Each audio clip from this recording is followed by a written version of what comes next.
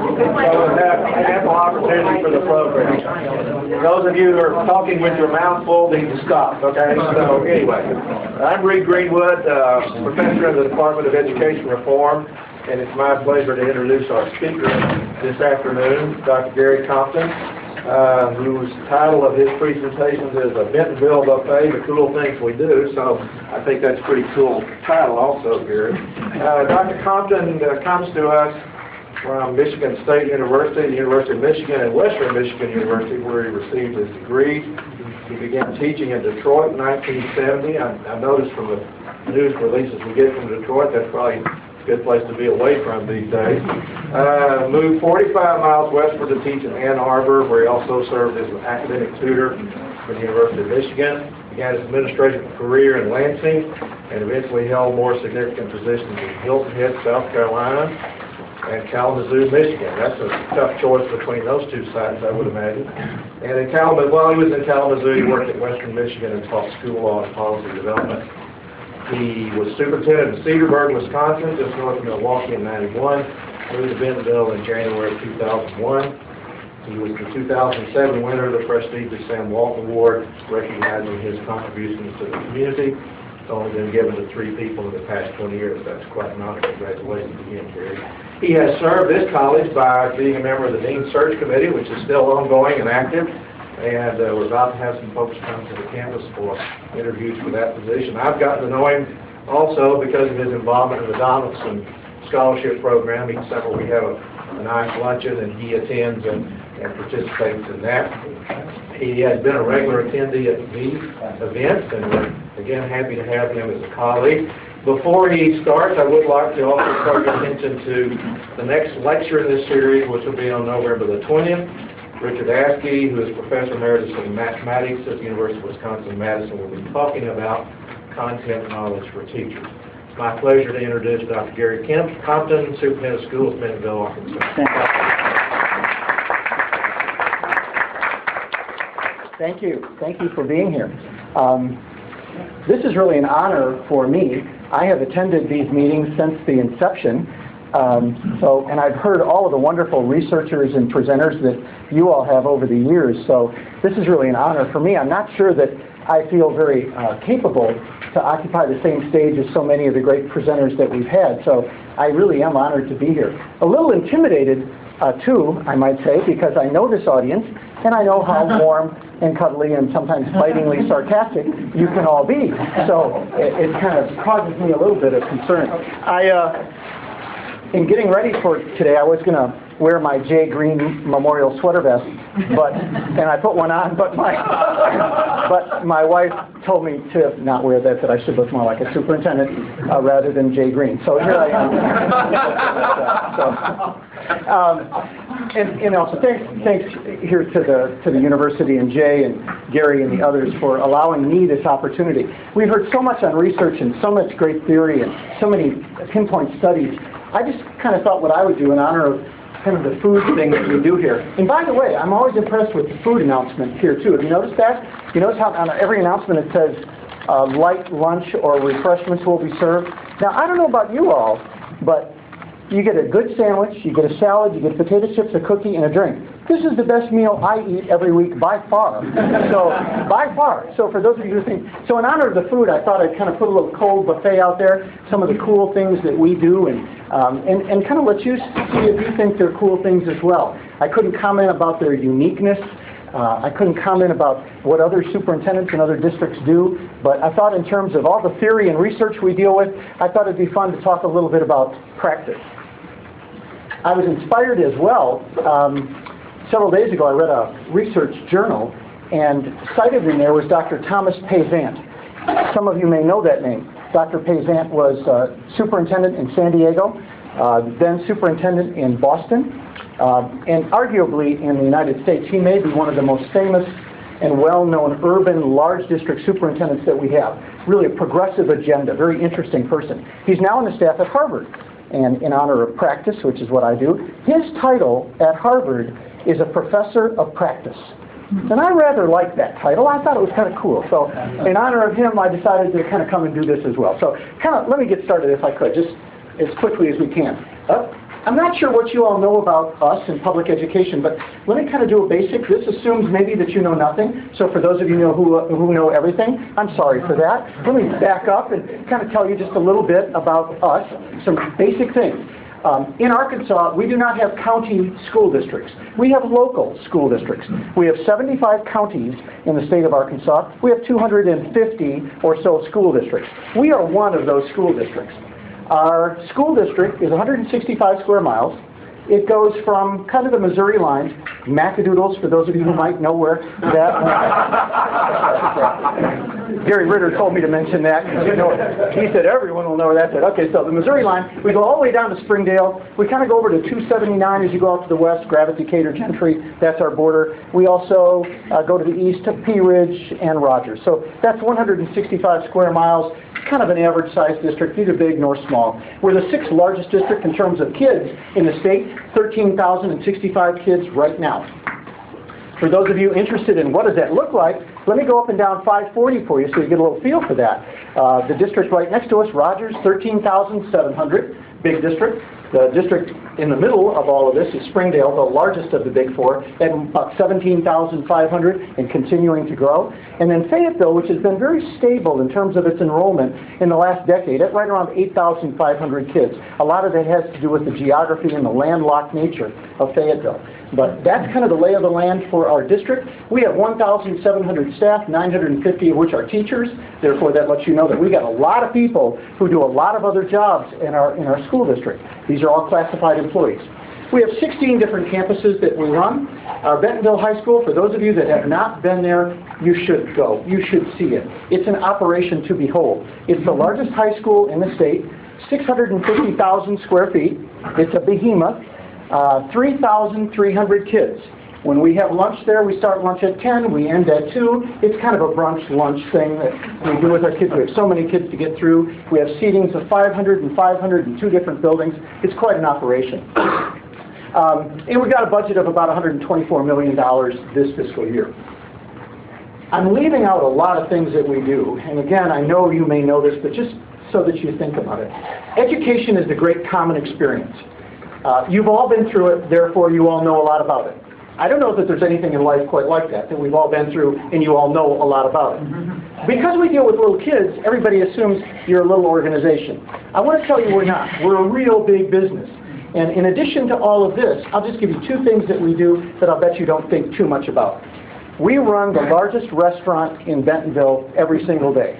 We serve 18,000 meals every day. 18,000 meals every day. That's a big deal. We run the largest transportation organization in all of Bentonville, and that includes Walmart, by the way. We have 130 buses. We drive thousands of miles every day. For those of you who don't like to fill up your gas tank because the cost is too great, we have 1 gas tank out at our bus garage. It holds 38,000 gallons of diesel fuel. We fill it up twice a month.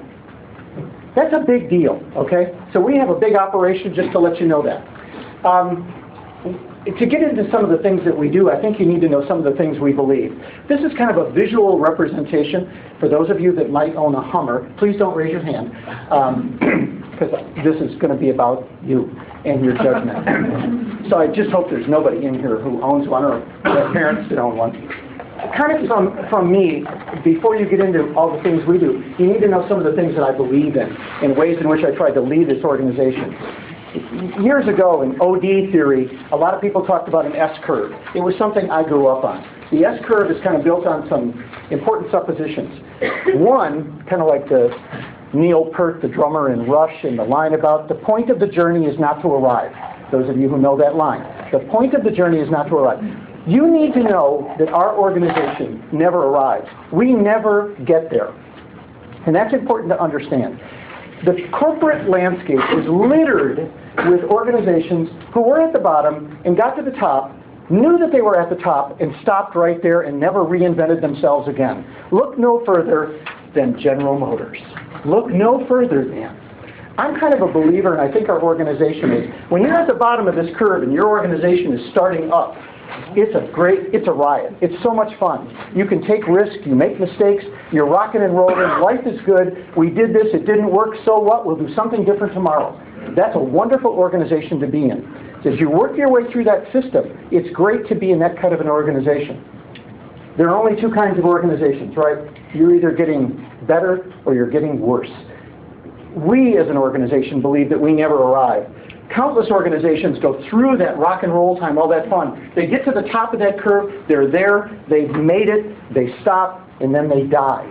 And it takes a long time for that death to happen. In Bentonville, we really believe that you're never there. You just constantly need to reinvent yourself to get better and better and better. So that's important for me. The reason that the Hummer, of course, is the backdrop for all of this. Those of you that thought all of these geniuses that ran these car companies, they marketed and sold this piece of crap to us for years. And we bought it, hook, line, and sinker. Those of you that drive it, I'm sorry you can. It's such a stupid car. I'm sorry about that if you drive one. I'm just so sorry about that. The ad for Hummer, their byline was, "There's nothing else like it." Well, good Lord, you're right. There ain't nothing like it. Then the visual was the Hummer driving on the moon. Well, that's really realistic, right? Said, yeah, we went out there and bought them. It took General Motors years and years and years to understand that they finally might be starting to get this drift a little bit. Having born and raised in Detroit and watched this my entire life, I've heard all the griping. It's the labor unions who did this. It's the price of steel. It's the Japanese and German invasion and all of that. That's all a load. The real issue that General Motors and all the other car companies needed to understand organizationally was one thing: build a better product. Reinvent yourself and build a better. They never got that. So organizationally, I want you to know that's kind of what we feel. Here's one: knowing this group and how wonderful you all are, and you're into assessment and data big time. This is something we give to our kindergartners. So please don't answer this question. If you don't know the answer, please don't put your head down like this. I don't want you to do that. This is what we do when our kids enter kindergarten. It's really important for teachers to get a little feel for kindergartners, what they know, what they don't know. So we do this with our 5-year-old kids. They will come in and they have a big drawing of this. It's a school bus. We give them 3 brand new crayons.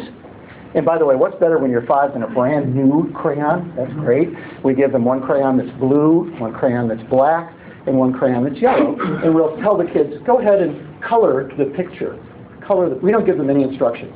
So many of our young 5-year-old girls, of course, the school bus will be yellow, the windows will be light blue, the tires might even be black.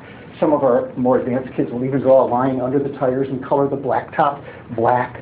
The sky will be blue. There'll be a little Mr. Sun paint. You know what I mean? You see that. Those of you who have had kids and have your little daughter draw those pictures, they're beautiful. That's kind of cool when they do that. A boy, most of our 5-year-old boys, will immediately grab the black crayon like they're trying to choke a snake. And go, you know, you've all seen that too, right? Those of you who have the 5-year-old boy. So there's our picture.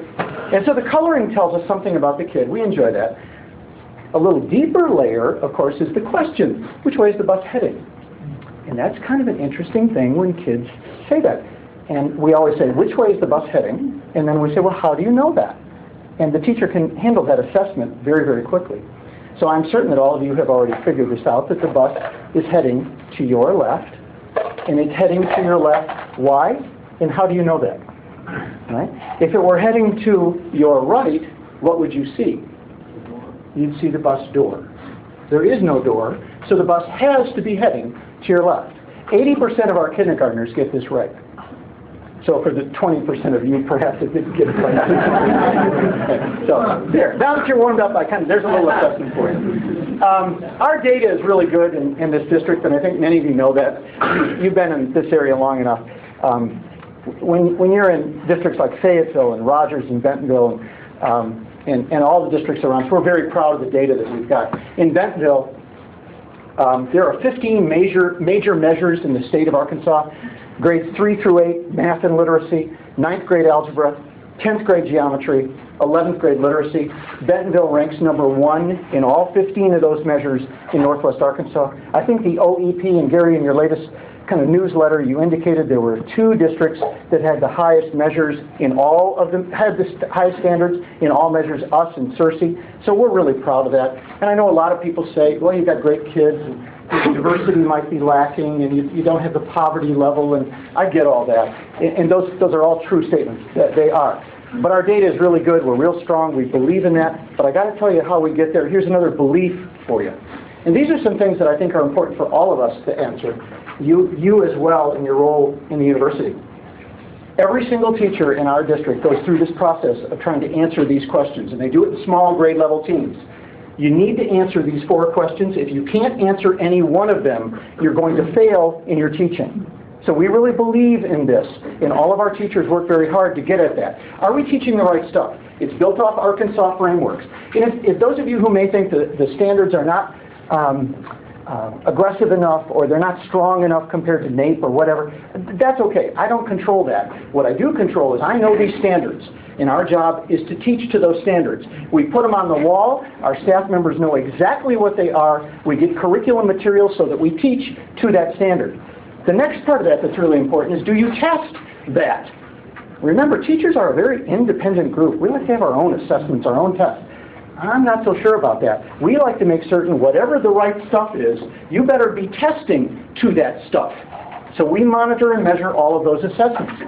Here are 2 really critical questions. What do you do when the kids don't get it? And number 4, what do you do when they already know it? And keep in mind, we have a lot of kids who don't get it, and we've got a lot of kids who know it long before they walk in the door, right? So those are key questions for us. We try to make sure that in small group meetings, you go through this and address this with every single kid. All right, some belief systems out of the way, some general statements out of the way. Here's some things that we do. Kind of the buffet, the cold buffet of some cool things.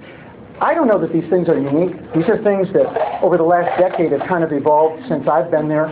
Some of this has not come very easily, and I'll talk about that. Some of it is still a work in progress, but these are some things that we do that we believe in, and I think they've made us a better district.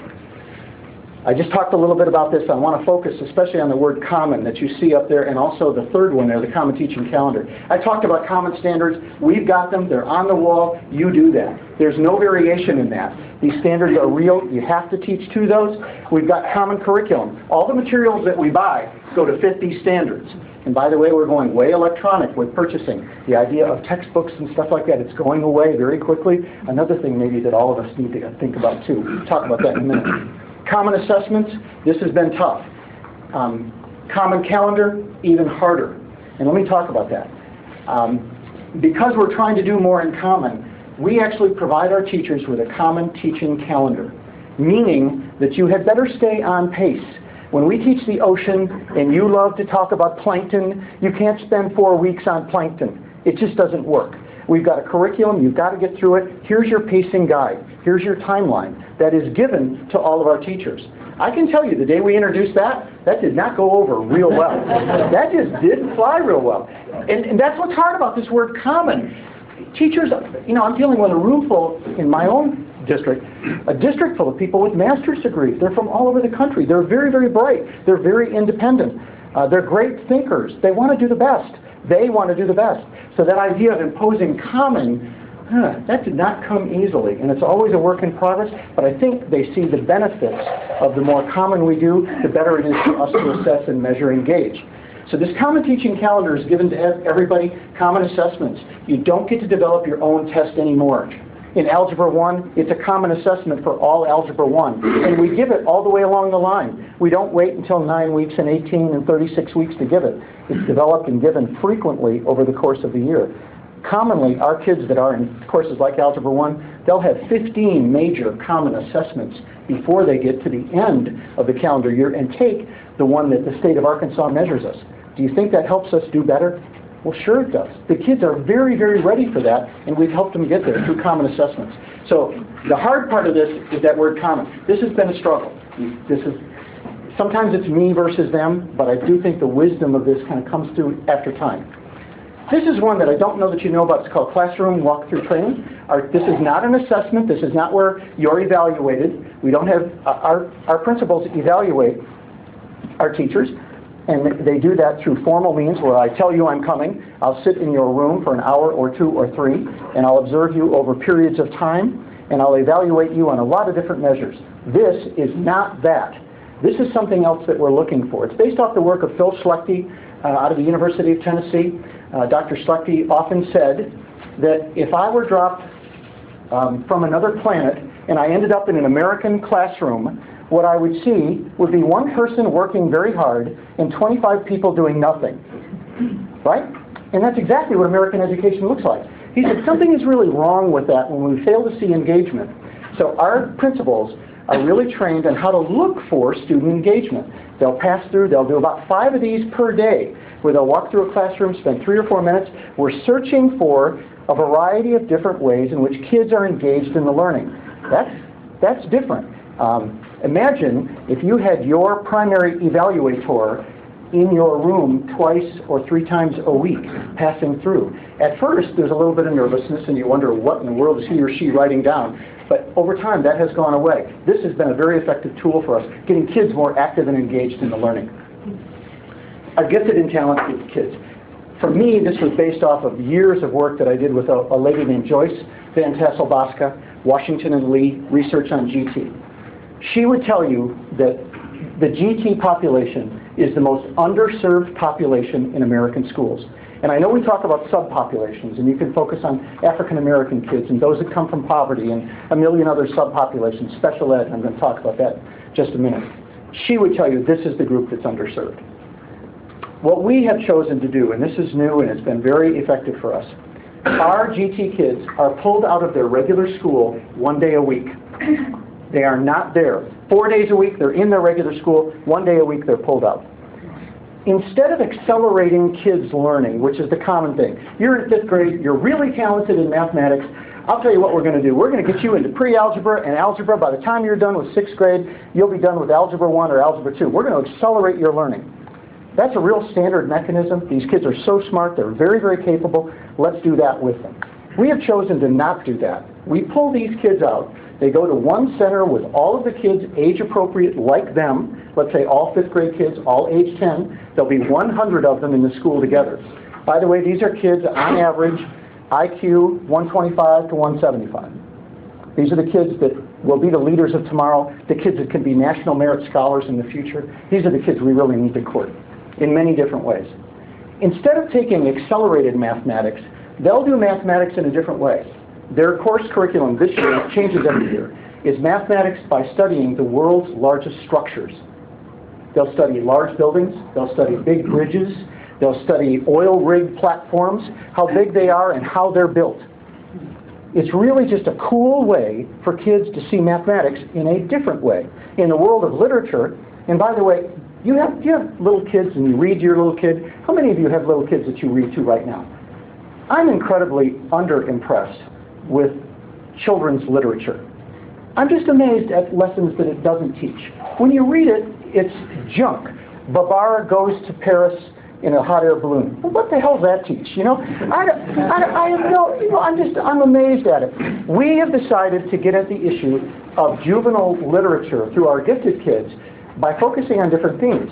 This year, for 5th grade, it's crimes of the century. And these kids will read and then reenact and make a decision on great crimes of the century that they read. So we try to get at different themes with our kids. We're really proud of what we've done with this group. We're in year 4 of this. They've got 5 specialized teachers who work with them every day. Our parents are impressed with it. I don't know where it's going to end up. I don't know if these are the kids that will, come to the Honors College at U of A or go to Harvard. I couldn't tell you. But I would tell you that we're approaching it in a different way, and I think a better way for us. This is special ed, and it's our effort to slow down the special ed train. It's on the tracks. It's moving forward. No one ever stands in the way of it. It just keeps plowing forward. And in my opinion, not in the most effective way. If we ever had a topic of conversation amongst this group that we could really engage upon, it ought to be special ed. We ought to talk about that. Instead of saying, let's reauthorize IDEA, meaning let's give it more money each year, let's give it more money, we ought to talk about how effective is it to begin with. What are we doing in special education? In fact, what is it? I have the hardest time even trying to define what special ed is. Psychometricians, those people that are not next to God, they are God, with all due respect, would tell you that if you think about special ed, and granted, I was around before there was special ed, that's how old I am, 94, 142, passed in 1975, 76.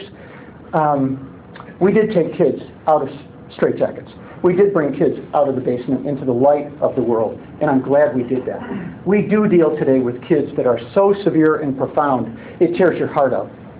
Kids that cost $100,000 a year to educate because they have not one but two nurses with them full time. We deal with that every day in school. It is not that population that I'm talking about. That's the 20%.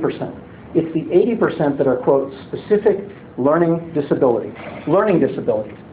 I don't even know what a learning disability is. I'm not sure that anybody in this room does. I can tell you how they define it. We have ability and we have achievement, and when there's a gap, you can be in special ed.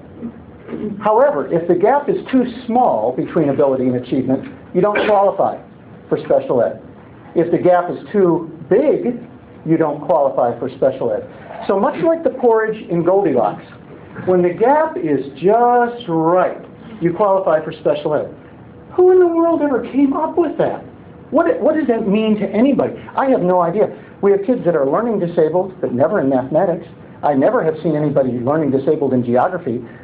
I've never seen anybody learning disabled in science. It's always in the area of literacy and reading. I think we ought to get after that issue, and we really tried it this way. This is our way. It's not the best way, it's just a way. Whenever kids don't get it, we stop immediately at that point in time. They then are sent to an instructional specialist in math and literacy in their building. It can occur in the classroom or out of the classroom, but we stop it for them. They get intervened with right away. This RTI refers to response to intervention. How do these kids respond to our intervention? It's our attempt to stop them from being screened into special education, because our belief system is special education may not be the most effective way to treat that kid. And I think we need to focus on that. And boy, if the OEP could drive anything, that would be something that we ought to think about. Not only the economic implications of it, but more the educational benefits for our kids. I grew up in an era where special ed was almost an embarrassment. You would never want to have your child referred to as being in special ed. It has come so far the other way, now it's a positive entitlement.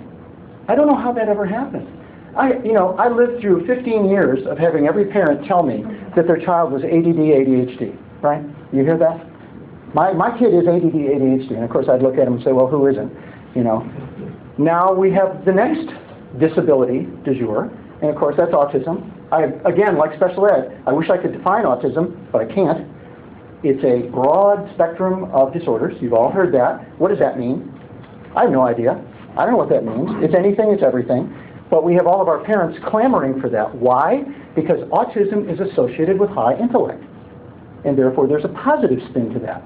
But all in all, I don't want to come down on special ed. I'm not bashing here. I'm just letting you know this is something that we really need to get after. This is our effort to get at you right away so that you don't have to be in special ed. This to us has worked out really well. Special ed percentages in the nation range from 14-15% in districts, more commonly about 10%. We're at 9% on our way to 8%. This is working. And if we can keep kids out of special ed, that's an enormous achievement, I think, for us. This is really just a little one. Kids hate it, parents love it, so it's got to be good. Those of you who have older children and you ask that inevitable question, how was school today? And you get the response, whatever. This is our answer to that. You never get out of the kids what you want to get, so we put everything online so mom and dad can go get it. And that's a pretty cool thing. You never have to get the grade. The report card really has been made irrelevant. We don't need that anymore. This is there every day. And along with that, you get some other things. You can see things like tardiness. You could see a disciplinary referral. You could see late homework. You could see extra work done in. You could see performance on quizzes or work on major tests that are non-assisted work. So we do that. Parents love it. Our kids hate it. This is one that's big for me, and I really believe in it. Those of you who have heard me talk before, I preach this all the time. It's extracurricular involvement. At the university level, it just doesn't work so well, but boy, does it ever work well in K through 12. This is our ability to provide kids with opportunities that are attached to their school in some way. I don't care whether it's bowling, baseball, football, cheer, dance, drama, debate, forensics. I don't care, but I want you active and involved. And the reason for that is when you look at these kids in our district, in our high school alone, the 1,300 kids that are them, they are the best students that we have. And it's not that The wrestlers are smarter than anybody else. It's that they would never want to let their coach down. They never want that uniform taken off. And we have a rule that if you have an active F, the jersey comes off. Once you correct that, you're back on. And that can happen at any time. You can be off one day and on the next. This really works for us. The other part of this for me that's really important is the image of Arkansas. For those of you maybe that are newer here, those of you that have been here a while, our image is not so good. It's to thank God for Mississippi syndrome. You all know that. And I don't mean the university, I mean Arkansas in general. I've talked to our chamber, our leader and our mayor. We all know that. We suffer. The image of Arkansas is not so good. I deal with countless parents coming into my office being recruited by Walmart. Walmart's backing up the truck, going to give them all the money in the world, and these parents are looking at me saying, I ain't coming to Arkansas. The image of our boys and girls being named Goober and Jethro, and I mean, that is not a good thing. We need to get after that in a different way. I've tried to do it through this. If you've seen our facilities, they rival any Division II college you'll see anywhere. Not only athletically, but also in the arts as well. We're real proud of that. We push hard for our kids to be on a bigger and better stage. It speaks volumes to the moms and dads who come into us from New York, or LA, or Chicago, or Dallas. It speaks volumes to them. But more than the facilities are the opportunities that we give the kids. And I'll just tell you a couple. Several years ago, when the University of Arkansas played Southern California in football, any of you remember that? Some people say Arkansas showed up. I'm not so sure they did. But I think we got beat 51-14, but that wasn't the deal. A month before that, I got a phone call from Pete Carroll. Pete Carroll, head coach of Southern Cal. We had been featured on ESPN. He saw our facilities, and he called. Said, this is Pete Carroll, head coach at the University of Southern California. I get this call. I'm going, yeah, right. You know, well, it was him, so he calls me back. Says, I want to use your facilities to come down and practice.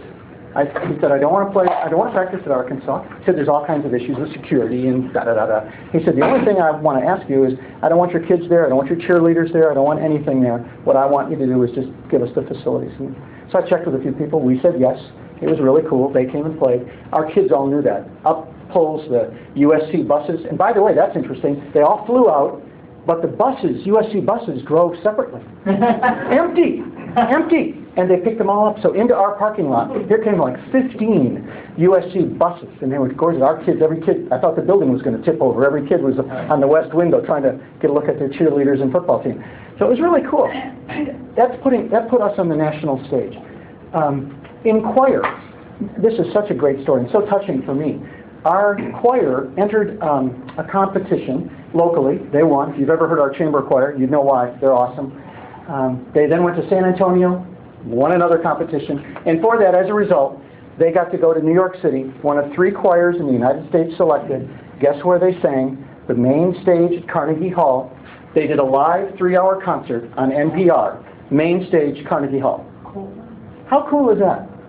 So the next time somebody comes into me and says, well, this is Arkansas, your image isn't so good, I can say, well, hold on, let me tell you something. That's a great thing. Our marching band, if you've ever seen them, 300 strong, they're awfully good. They entered the same competitive thing. Where did they end up getting to?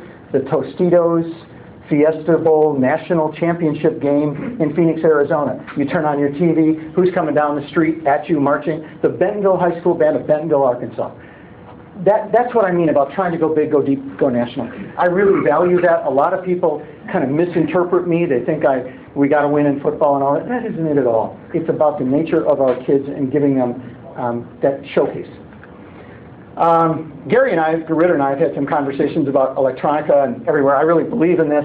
Kind of, I hope you relate it to your world of work. How many of you, when your technology breaks down, you say, my technology's gone, I might as well go home today?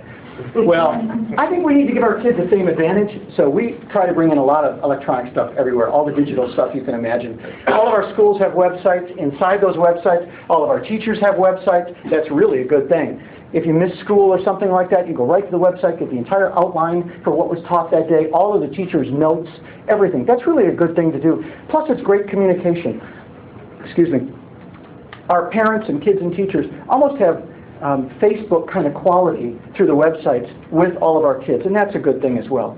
We have a 21,000 square foot library that we just built at Bentonville High School. Doesn't have a book in it.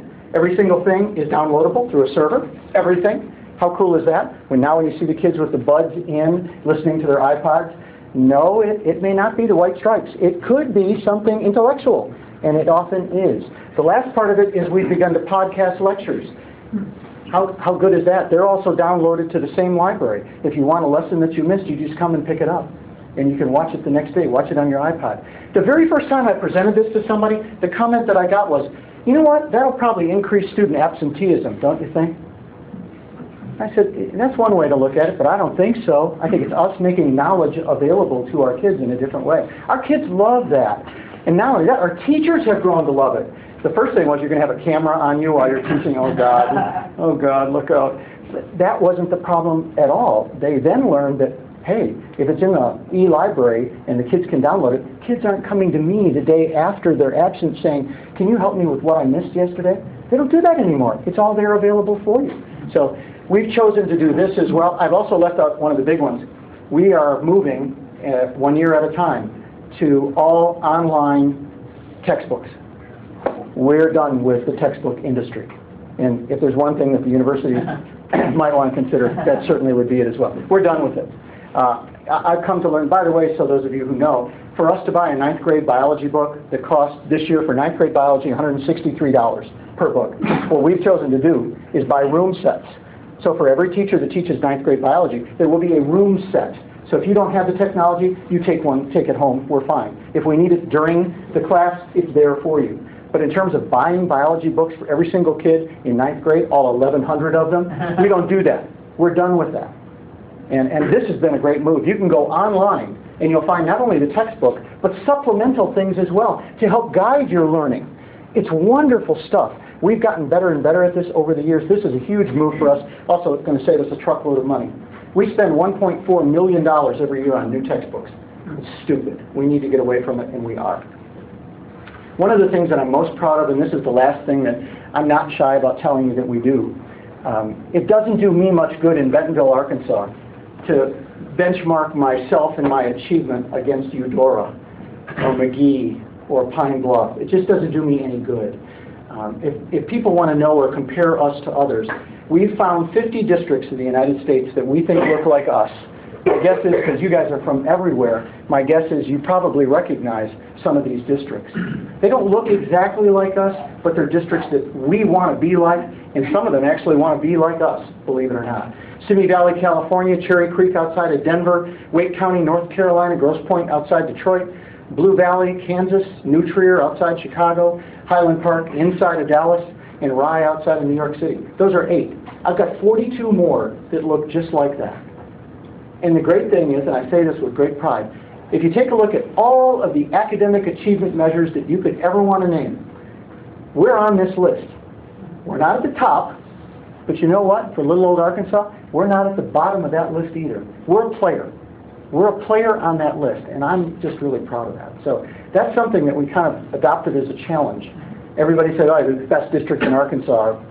Okay, well, great. But maybe we need to be on a list that maybe has a little bit different quality to it. So there's my list of my 10 things.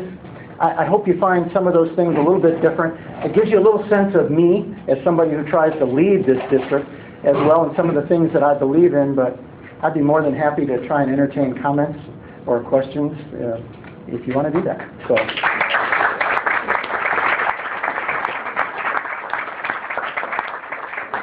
Here, I'll start. You've had an extraordinary growth.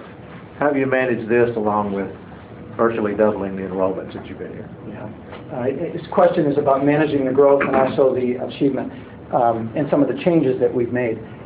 We have grown. I arrived in January of 2001, and our enrollment at that time was about 6,500. We're now at 13,065, so we've doubled. Believe it or not, the growth and the changes that we've made came hand in hand, and the growth made it easier. And organizationally, I'm sure you would get that. The reason for that is we added so many new people. In order to add those new people, we jumped our salary schedule.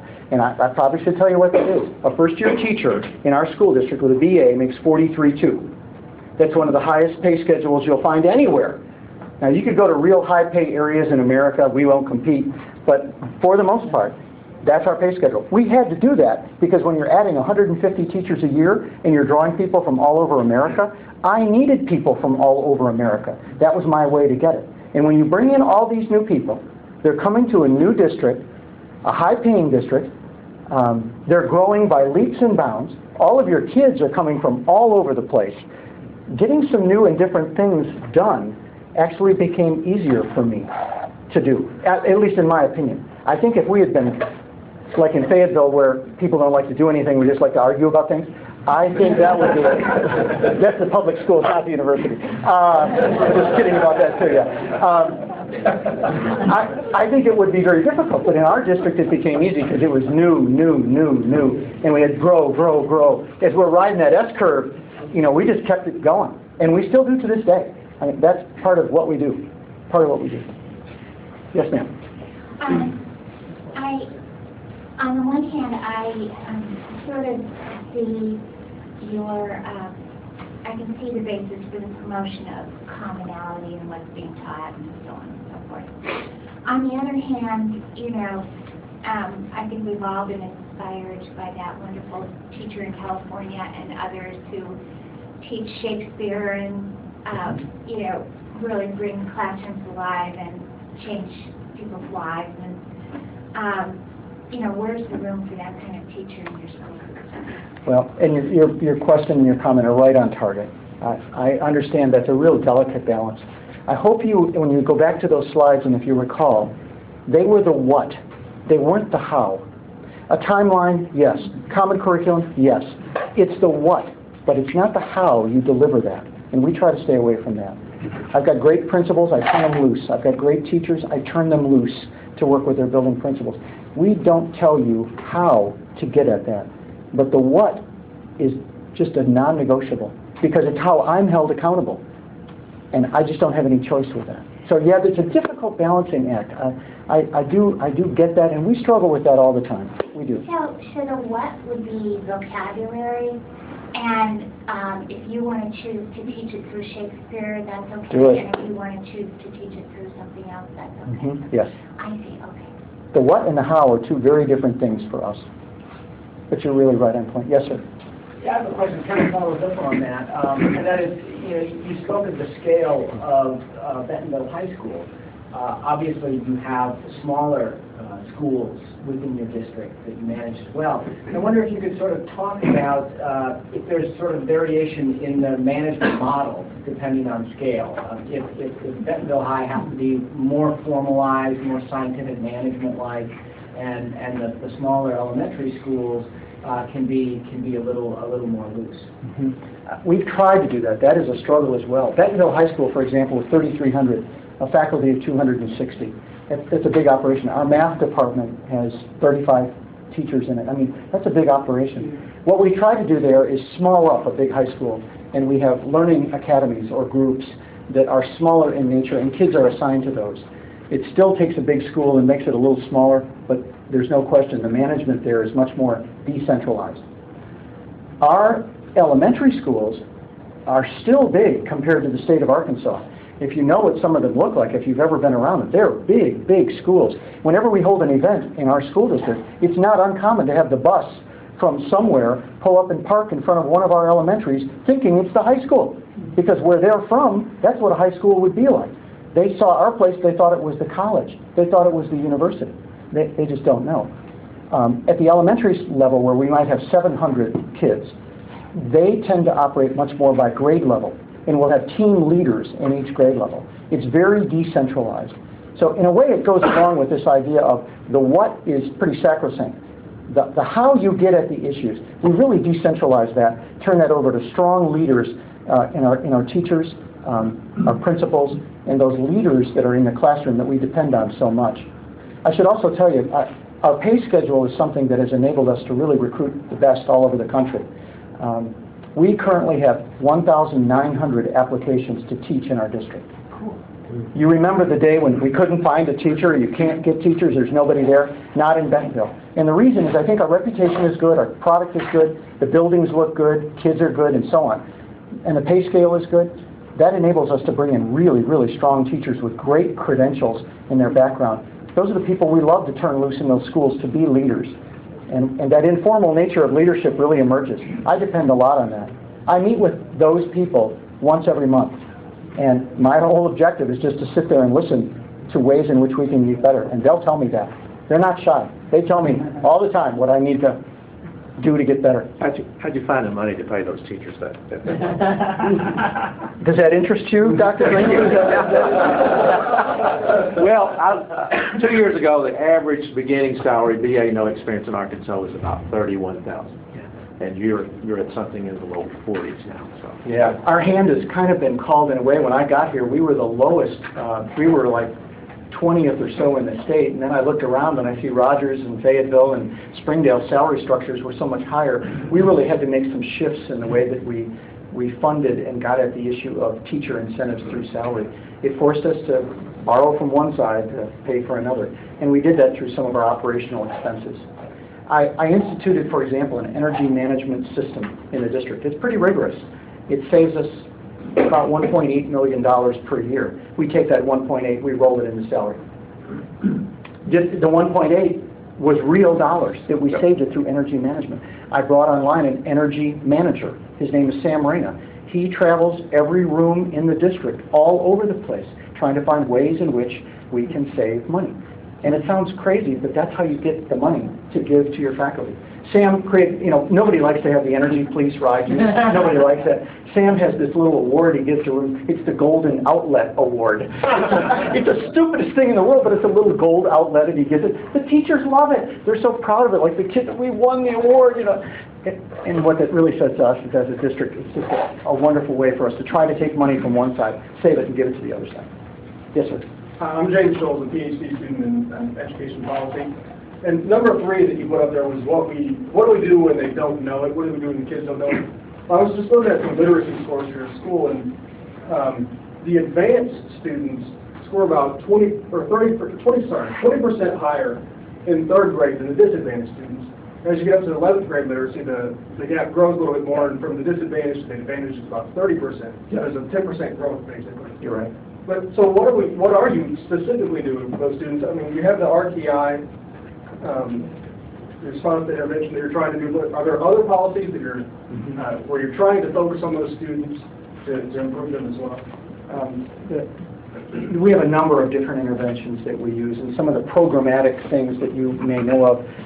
We're a bona fide reading recovery district. I'm not sure if you're familiar with that program. Highly trained teachers on a national model. We believe in that. We intervene in grade 1. They get 18 weeks of very intensive remediation, trying to get them on grade level. Grade level, remember, is a range. Grade level is not a point in time. It's a range of performance. We have a whole slew, Read 180 and Read Well, and a number of different programs that we brought in to train teachers to try and get at that issue. Our goal is to reduce the gap. And we've been good at that in the last few years, but certainly that's a real challenge for us. A great district is measured by having no gaps. You really need, and by the way, to your credit, Gary and his staff, you've highlighted a number of those districts that have very high poverty ratios, doing very, very well. I'm really proud that you've done that. That's a great thing. Our goal is to try and reduce those gaps, and we've been part of that, but we've certainly got some more work to do, no question. So especially at the high school level. The common assessments, the common pacing, and all those things, with all those commonalities, how does that affect the students who are below and are consistently not getting it? When the common assessment says you need to be here, then you need to be here, then you need to be here, and they're back on the first one when everyone else is moving on. Is it through the RTI that you're supposed to get to those students, or? Well, it's one way that we try to get to them. There are a number of other interventions. We've really just begun to start to explore this notion as well. It's kind of based on what they do at KIPP. I think we need to extend those students who really struggle with a specific professional. They get that exposure. But more than that, we've begun to extend their day, their week, and their year. There's no point in saying that you're going to stay where you're at or get better by us doing exactly the same thing in the same time span that we do with everybody else. So we're extending their day. Instead of ending at 3, they're going to end at 4 with specific one-on-one tutoring. We're going to extend their week to Saturday morning. That goes over real big with mom and the kid. And then we're going to extend your year. You don't need to get out on June 1st like everybody else. You can get out on July 1st. And we think more time with a professional can really help as well. That's an expensive intervention, but I think one that we're obligated to try and institute. Yes, ma'am. Hi, Becky Chris Allen, State School Board. You said Oops. that...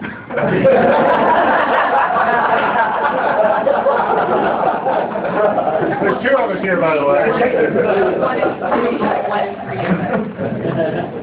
You said that what of the commonalities that you addressed is mandated and the how is open. Mm-hmm.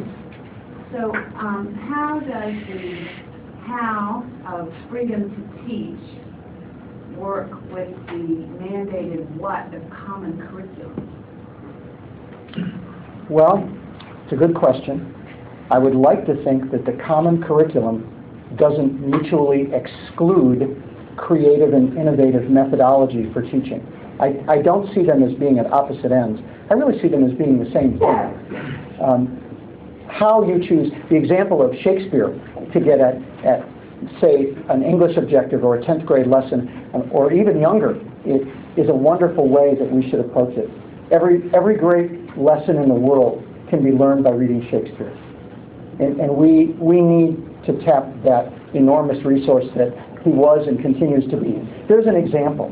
I don't see the two as being mutually exclusive in any way. We really encourage creative things, and when our teachers get together in teams and they meet 1 hour every week together, all 4th grade teachers together in that building, they will talk about strategies that have been more effective for them.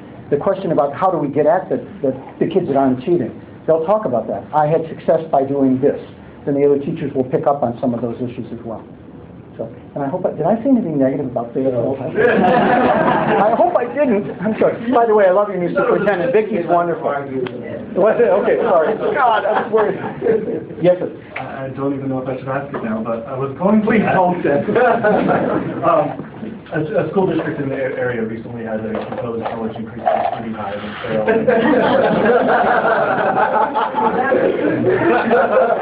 And I think that the Bentonville millage is currently lower than that. I just wondered if you, from your perspective, what advice you would give to that district.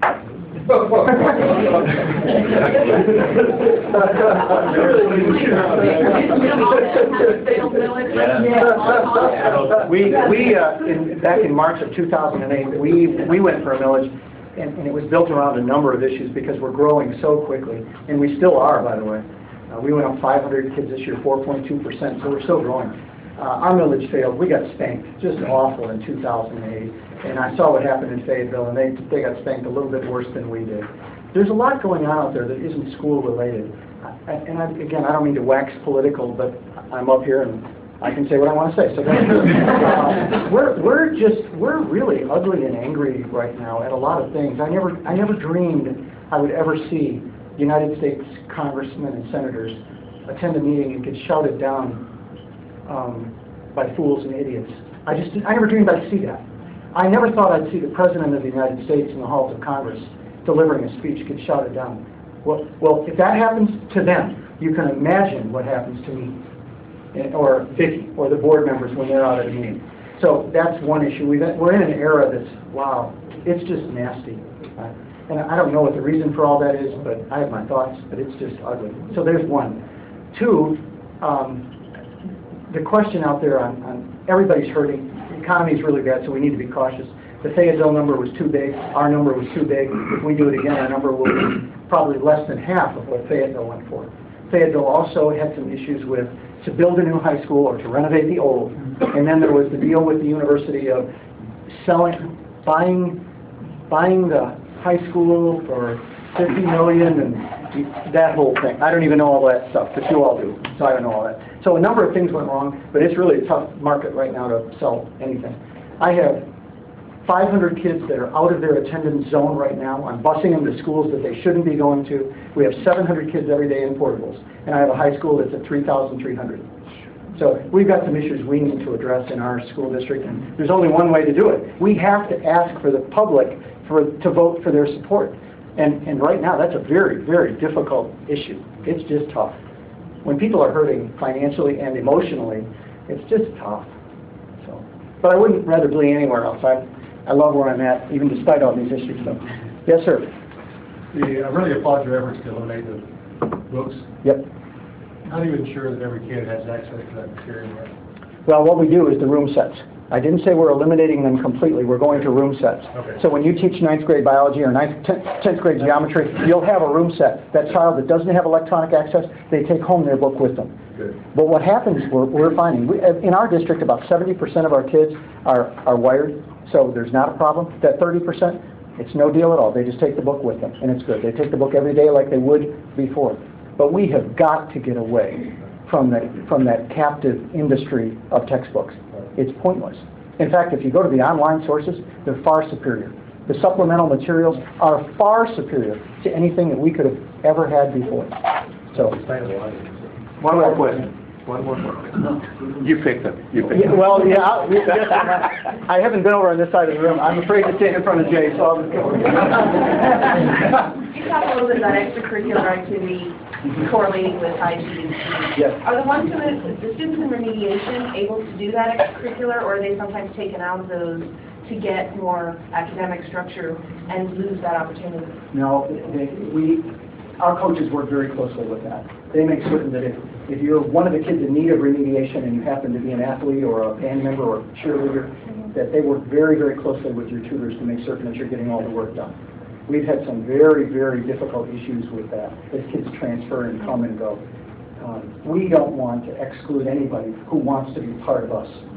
We just don't want to do that. I would take our extracurricular participation, and I think it rivals any institution anywhere. It's to the point where I've created things I never would have dreamed I would have created. I never dreamed we'd create a bowling team. When you grow up in Detroit, I associate bowling with beer and cigarettes. You know, so do your kids.